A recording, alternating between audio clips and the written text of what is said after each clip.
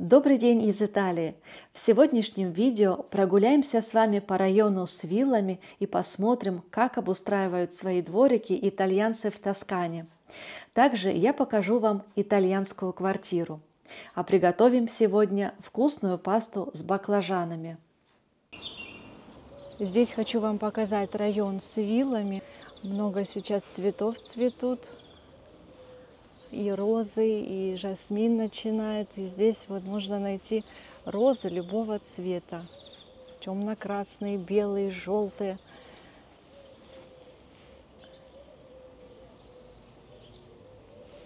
Какой куст роз расцвел. Эти розы крупные. Ярко-ярко-розовые.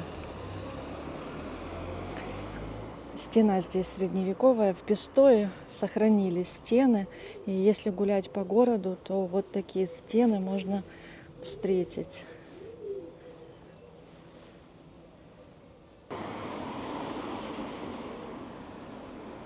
Здесь лестница, и лестница заплетена розами.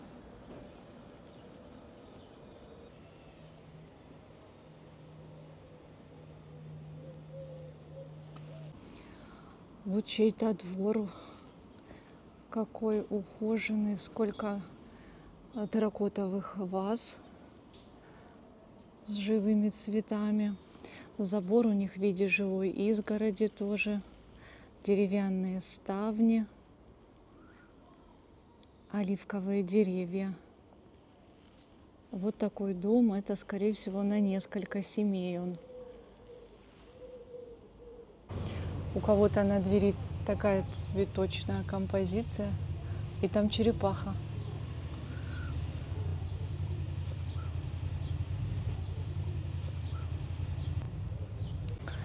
Такими розами мелкими заплетен забор. Вот эти мелкие, они особо ароматные. И какое у них густое цветение.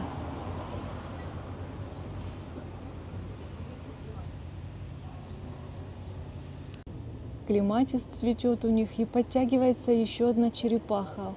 Их у них здесь несколько. Иногда я вижу, кролики бегают во дворах. Начинает цвести жасмин, и во многих домах живая изгородь из жасмина. По-моему, он немного по-другому называется в Италии.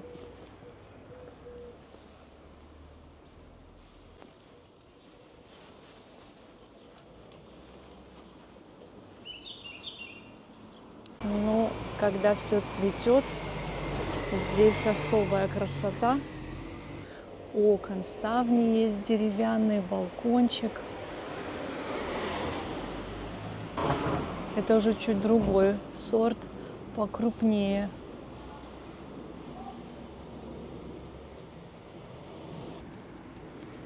Небольшие дворики, но вот такие они ухоженные.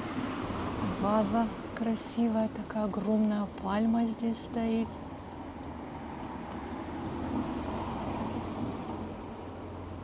Вот здесь желтые розы, смотрите какие.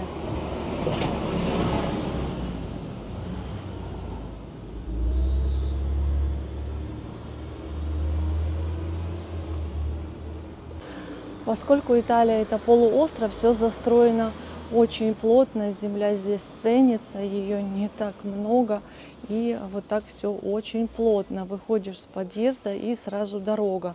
Точно так же школы расположены, вход в школу практически прямо вот так вот точно на дороге. Мне понравился этот дворик, такой он уютный, итальянский по-настоящему.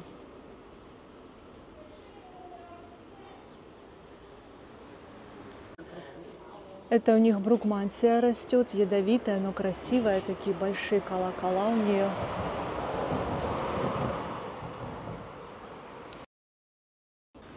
Это домик, где брукмансия растет. Видно, две семьи живут. Одна часть дома такая ухоженная, кукольная, а другая обычно желтая.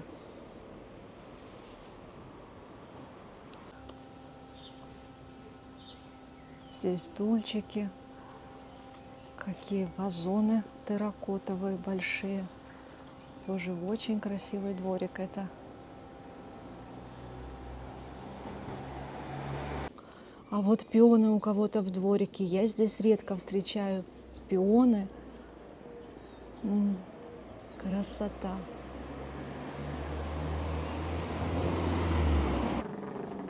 Вот сколько здесь метров. В основном столько у них занимает дворик. И никого не смущает, что рядом совсем дорога. Здесь к этому привыкли уже. А вот в подъезде цветы. Все аккуратно так расставлено. Подъезд светлый. Я вам уже рассказывала, что в Италии считается очень плохой приметой раскрывать мокрый зонт в помещении, поэтому все хранят и сушат зонты в подъезде. Вот так организован вход. Вот здесь маленькие декоративные тарелочки возле зеркала. Вот такая входная небольшая зона.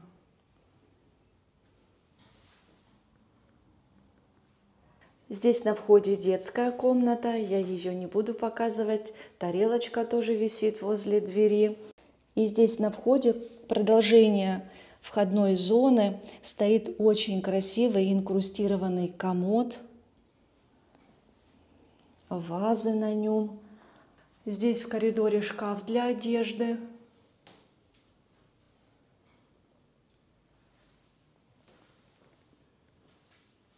Это квартира с красивым панорамным видом. И так организован вход в зал.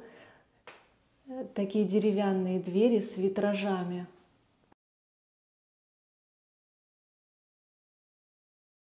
Квартира очень светлая, высокие потолки у нее. Красиво здесь вписался полосатый мебельный гарнитур. И сколько картин над диваном.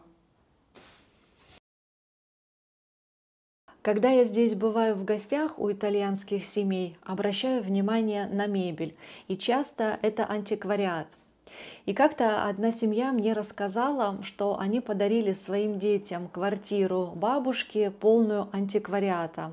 А молодежь всю эту мебель вывезла и полностью купили новую в Икее. Так им захотелось, так им больше нравится. А в этой квартире живет семья итальянских педагогов. Разноцветная люстра из муранского стекла. На входе в зал стоит такой шкафчик для посуды, старинный, с позолотой. И вся посуда тоже антикварная. А рядом эта дверь на кухню. На входе стол стеклянный с очень красивой такой конструкцией ультрамаринового цвета. На камере кажется как будто бы черный, но он синий, с красивой позолотой очень. И за ним вход в кухню. По центру кованый столик стеклянный с кружевной салфеткой сверху. Такой необычный столик здесь и керамическая лампа с большим абажуром. В квартире 2 санузла, 2 спальни и 1 детская. Покажу вам спальню.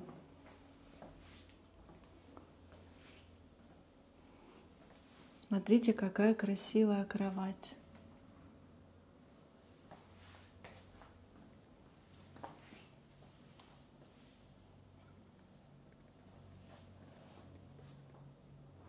А люстра?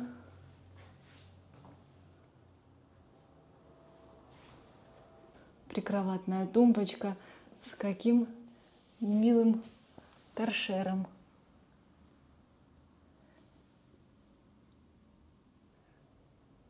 Кремовый шкаф большой.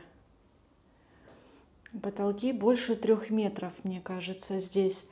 И в спальне пол паркетный. Большая ванная комната, современная, все здесь новое у них.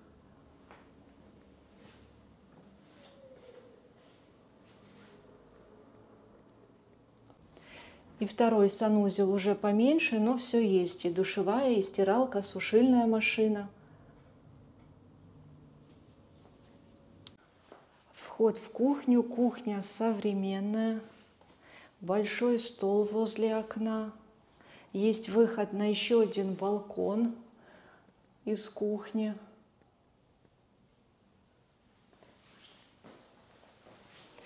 Большая, просторная, светлая, панорамная кухня.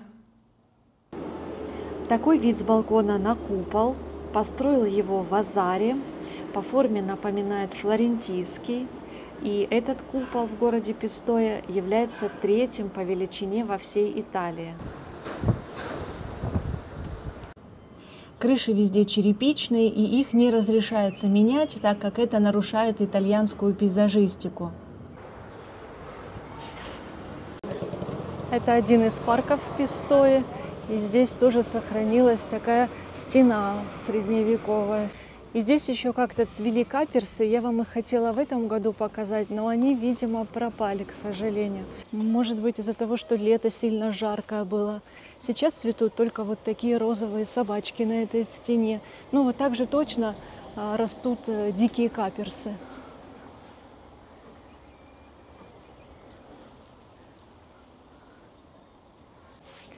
С этого парка виден купол, и здесь есть много лип, скоро они зацветут. Я вам покажу, как они цветут. Меня впечатляют здесь липы.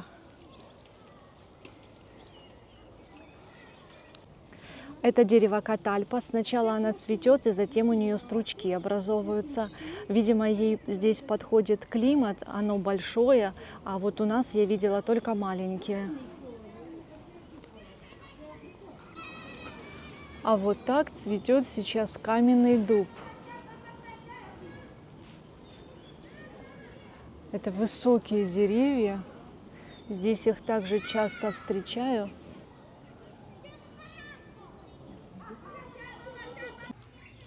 А это цветет тюльпанное дерево. Тюльпанчики на ветках. Вот это еще зеленые бутоны. А на том дереве оно уже цветет. А это я приблизила. Мама продолжает кормить своих великовозрастных птенчиков. Они уже взрослые, а она их вот до сих пор кормит. 2 птенца, таких уже подростка, а она их продолжает кормить. Прям в клювик она им кладет что-то, хлеб, булочку. Нашла булочку. Ну.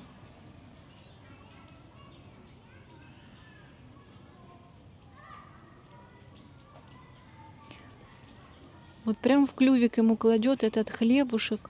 Он же его уже сам может клевать, а она нет. Давай я тебя покормлю.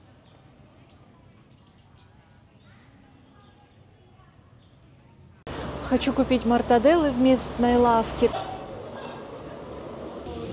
А вот продается оливье. Обычно оно у них прям слишком жидкое, а здесь такое еще ничего на взгляд. Но на вкус нельзя его пробовать. Это чимадирапа продается для пасты, уже готовая. Артишоки здесь. Лук этот очень вкусный. И перец. Закуски. Так выглядит их сало, называется лардо. Но я его не очень понимаю. Меня спрашивали, что такое оторвать номерок. Вот в рыбных отделах, в мясных отделах есть такие приспособления, где отрывается номерок, и очередь становится более ордината. Забыла слово. Более, подскажите.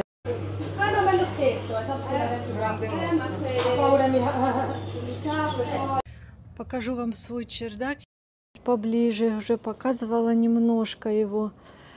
Здесь я летом спасаюсь от жары. Видно, как самолеты здесь взлетают с Флоренции. Вечером, вот в летний период, очень много самолетов. Здесь кто-то купил у нас, не знаю, соседей, лимонное дерево. Вот в тенечке стоит. без плодов. Были лимончики, но, видимо, сорвали их. А вот он еще цветет сейчас даже. Будут новые лимончики. Вот. Еще одни кактусы здесь у нас зацвели. Меня одна зрительница спрашивала, вот один как там назывался. Сейчас я посмотрю через приложение, что он скажет. Вам, наверное, не видно, называется маммилария. Я напишу в комментариях, как он называется. Вот, да, точно такой показывает. Вот за этот зрительница спрашивала, который такой веночком цветет. Сейчас посмотрю, как он тоже называется. Да, это точно такой же, только этот такой толще, как бочоночек, а те, видно, еще помоложе. Тоже маммилария выдает название приложения. А вот этот зацвел желтыми цветами.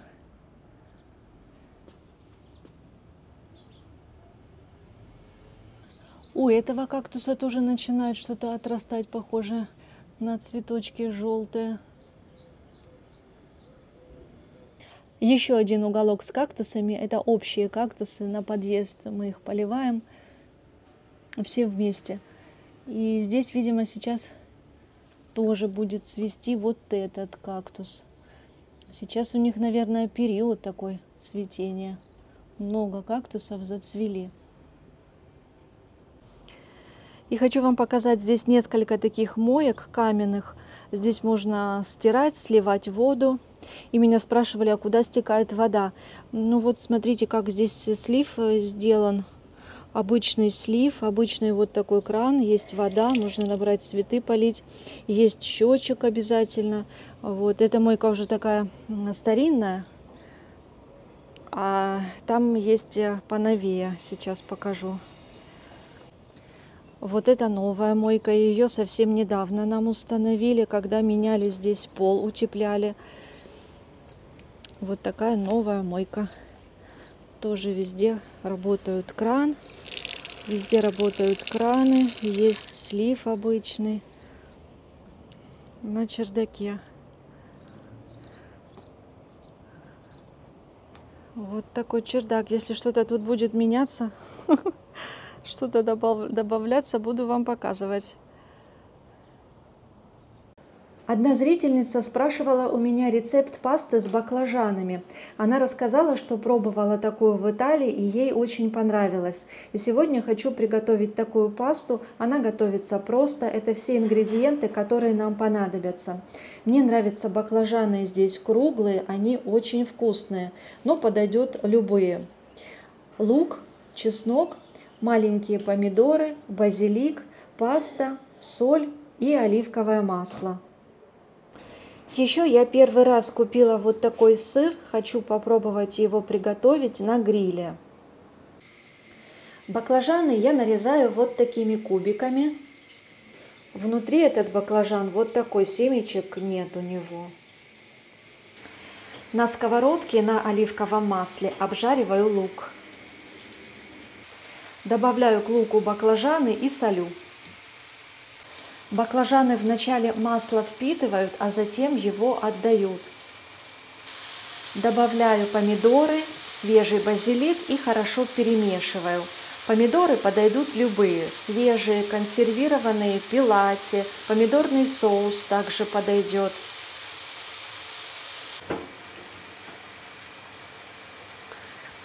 Параллельно с овощами отваривается паста.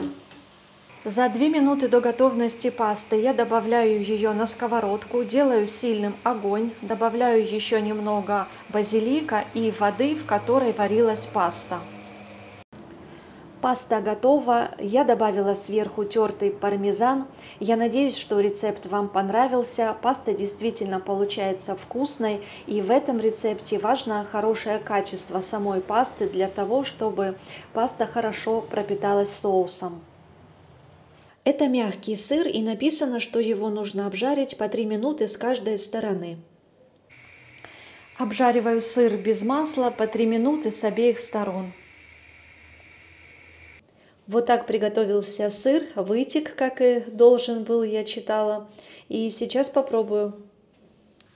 Очень вкусный сыр, мне понравился, нет у него никакого специфического аромата или вкуса, такой явно выраженный сливочный вкус, и едят его, я почитала, с салатом, как гарнир. Дорогие друзья, как всегда, благодарю вас за просмотр этого видео, за то, что ждете мои видео, за то, что подписываетесь и оставляете приятные комментарии. Я очень ценю и читаю каждый ваш комментарий. Спасибо и до встречи в следующем видео из Тосканы.